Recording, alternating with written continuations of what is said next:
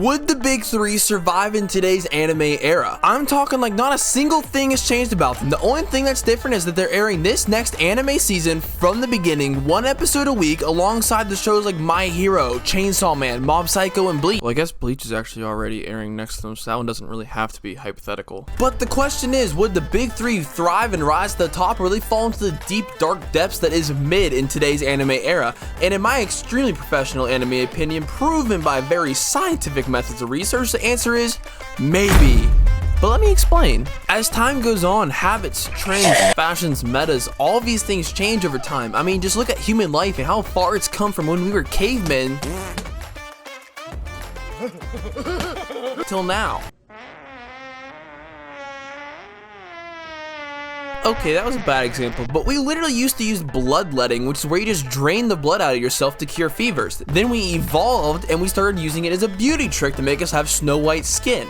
Now we just know we're not supposed to do that. But what you should do is like and subscribe if you're enjoying the videos so far. But humans aren't the only thing that's evolving either, so is the entertainment and media we consume. Most would even argue this evolves faster than we do because everyone's trying to build off of one another and make that next big thing. We went from 2-hour silent films to 15-second videos of God knows what you'll see on TikTok. And that's because humans are growing accustomed to this new time is money lifestyle where everything has to be fast, from how quickly you can get your obesity in a bag from McDonald's and shove it down your throat to how quickly you can get that next hit of serotonin from TikTok. And when these things aren't happening at the pace we desire, we become impatient and aggravated at what's preventing it and causing us to slow down. And because of this lifestyle we live nowadays, our attention span has actually dropped from 12.5 seconds to 8.25 seconds. That's how long the average person can focus on something. That's literally less time than a goldfish. A f***ing goldfish can focus on something longer than the average human can. They've also never practiced bloodletting, so maybe they're just a superior species. But now that we're 2 minutes and 11 seconds into this video, let's talk about some anime on this anime channel. Naruto, One Piece, and Bleach, like many of the shonen shows that released in this time period, are made and paced differently than anime today. These shows were taking simply 1 to 3, if you were lucky, 5 chapters and making episodes out of them, and because they were working with such little content, they would literally give us 2 to 4 minute recaps of what happened in the previous episode at the beginning of each episode. This on top of 90-second intros, 60-second outros, and 30-second previews of what happens in the next episode. We're looking at like 7 minutes of practically filler content, leaving us with only 16 minutes of new actual content. And I'm not hating on intros and outros because that's like bread and butter for a lot of the community. We all love listening to them. But there's a reason why shonen like My Hero have moved away from these recaps, and if they do have them, they are much shorter, and that's to evolve with the times and desires of people today.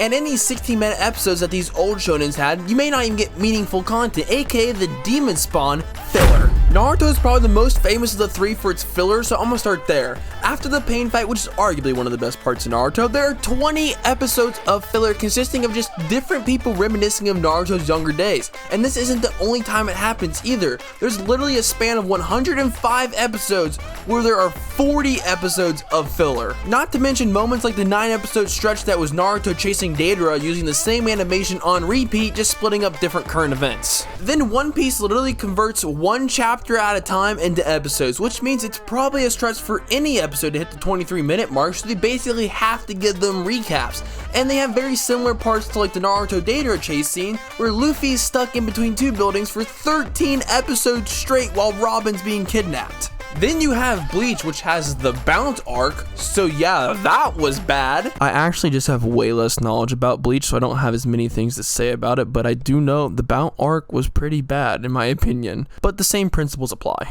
And obviously not all the blame lands on the anime adaptations either, because they are just adapting from source material manga, and because manga were made differently as well then, things were just different. It's more acceptable for them to stretch things out like that than it is nowadays. So in conclusion, the very scientific work I have done here, I have come up with, no, they would not be as good as they were in their heydays, but that's not to say they wouldn't be loved because they are good stories. I just think far less people would put up with or give them a chance because they don't want to sit through 4-minute recaps, filler episodes, and the slower pacing of these stories. And you also just can't skip around filler either because not every episode's out, it's airing weekly, and there's also just no filler guides.